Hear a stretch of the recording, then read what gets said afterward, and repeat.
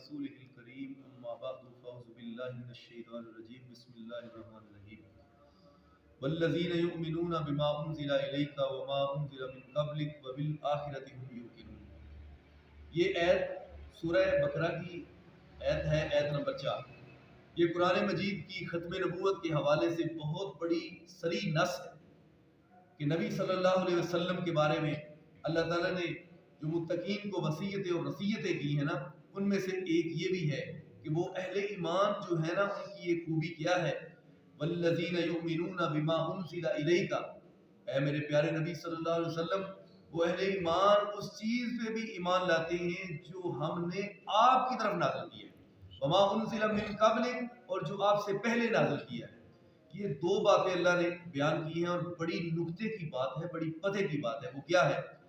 جو پہلے نازل ہوا اللہ نے اس کا ذکر کیا ہے، جو آپ سے قبل نازل ہوا ہے. وما انزل الیک، جو نبی صلی اللہ علیہ وسلم کی طرف اللہ نے نازل کیا ہے اس کی بات اللہ نے کی ہے، اور جو پہلے وہی نازل ہوئی ہے انبیاء پہ اللہ نے اس کی بات کی.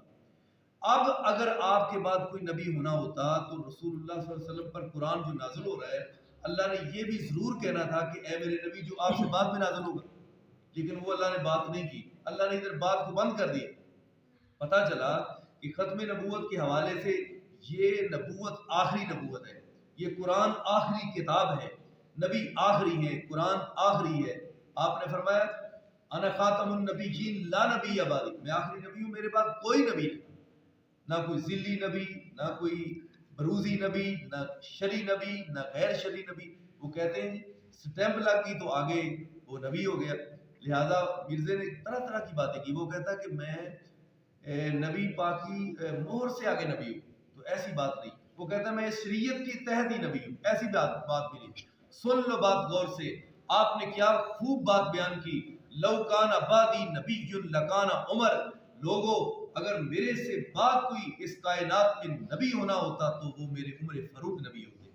سن لو، اگر نبی صلی اللہ علیہ وسلم کے بعد نبی ہونا ہوتا تو جناب ابو بکر نبی ہوتے. اگر کسی نے نبی بننا ہوتا تو میرے عمر نبی بنتے. اگر نبی بننا ہوتا عثمان غنی نبی بنتے. اگر نبی بننا ہوتا تو میرے علی نبی بنتے، طلحہ بنتے، زبیر بنتے، سعد و سعید بنتے. بدر والے 313 تھے، ان میں کوئی نبی بنتا. حنین والے بنتے اور فتح مکہ والے بنتے، حدیبیہ والے بنتے. بے شمار 1.25 لاکھ سے زیادہ صحابہ اکرام ہیں، ان میں سے تو کوئی نبی نہ بنا تو اس نے نبی بننا تھا. ان میں سے کوئی نبی نہ بنا تو کیا اس نے نبی بننا تھا. ایک صحابی ہے، بے شمار نبی صلی اللہ علیہ وسلم نے ان سے محبت کی. نام کیا ہے؟ ان کا نام ہی صرف قرآن میں ہے، صرف ایک صحابی. صحابہ اکرام میں سب سے سرفہرست تو جناب صدیق کی عظمت ہے نا. آپ نے فرمایا ساری امتوں سے زیادہ اگر کسی صحابی کی شان ہے تو آپ نے فرمایا وہ میرے ابو بکر ہے. سارے جتنے انبیاء ہیں، تمام انبیاء کے صحابہ ہیں نا، تو ان میں سے سب سے زیادہ شان کس کی ہے؟ جناب ابو بکر صدیق رضی اللہ تعالیٰ. اور علی رضی اللہ تعالیٰ کو بھی آپ نے 2-3 مرتبہ اپنا نائب بنایا مدینے میں. آپ نے فرمایا اے علی تیری اور میری مثال کیا ہے؟ جیسے موسیٰ اور ہارون کی مثال ہے. لیکن آپ نے فرمایا لا نبی بعدی، مثال تو وہ ہے لیکن میرے بعد نبی کوئی نہیں آئے گا. اور آپ نے ایک اور حدیث میں فرمایا میں اور قیامت ایسے ہیں جیسے 2 انگلی، یعنی یہ میں ہوں اور یہ قیامت ہے. آپ نے 2 انگلی ایسے اٹھائی ہے، مطلب کیا ہے؟ یعنی میں اور میرے بعد قیامت درمیان میں اور کوئی چیز نہیں، نہ کوئی نبی ہے، نہ کوئی وحی ہے، نہ کوئی کتاب ہے. میرے بعد قیامت ہی آئے گی، اس کے بعد کوئی نبوت نہیں ہے. ایک اور حدیث میں آپ نے کیا بات بیان کی؟ آپ نے فرمایا میری مثال ایسے ہے جیسے کسی بندے نے ایک محل تعمیر کیا. محل بالکل مکمل ہے، ساری چیزیں اس کی راستہ و پیراستہ ہیں. لوگ آتے ہیں محل کی طرف دیکھتے ہیں اور کہتے ہیں یار کتنا عالی شان خوبصورت محل ہے. اس کی ساری چیزیں مکمل ہیں، ہر چیز مکمل ہے، کھڑکی، دروازے، پینٹ اور سیلنگ، تمام تر چیزیں، کوئی بھی ایسی چیز نہیں جو اس میں نہ ہو. تمام تر آرائش زبائش مکمل ہر تیاری. لیکن اس محل کی ایک اینٹ کی جگہ باقی. آپ نے فرمایا جب محل دیکھنے کے لیے لوگ آتے ہیں تو کہتے ہیں یہ ایک اینٹ کی جگہ باقی ہے، یہ بھی لگ جاتی تو ٹھیک تھا. تو آپ نے فرمایا کہ وہ محل کی آخری اینٹ جو ہے نا وہ میں محمد ہوں.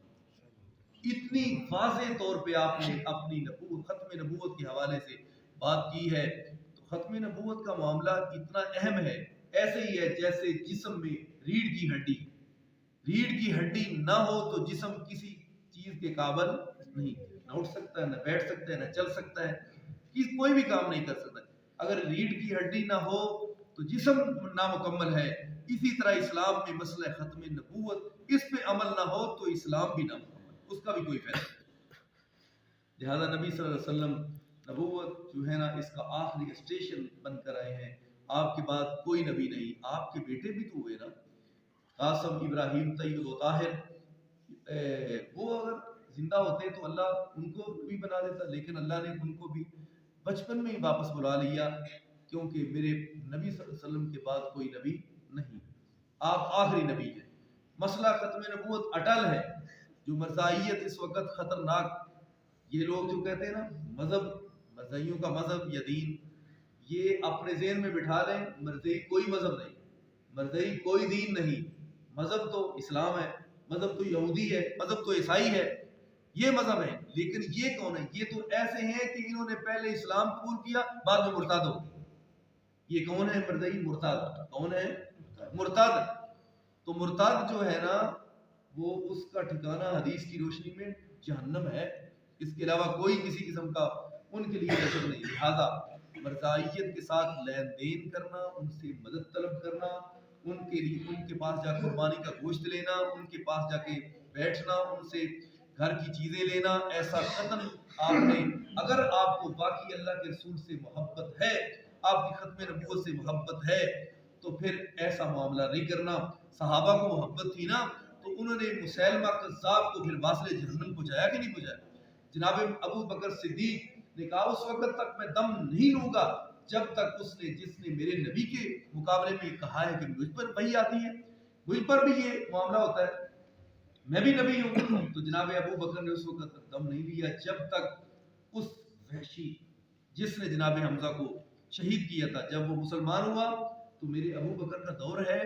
تو وحشی اس نے کہا اب یہ کیسے میں سودا برابر کروں؟ تو میں نے اللہ کے رسول کو بڑا دکھ دیا ہے. اب وہ کیسا میرے ہاتھ میں وقت آئے، وہ موقع مجھے ملے تو میں یہ معاملہ برابر کر.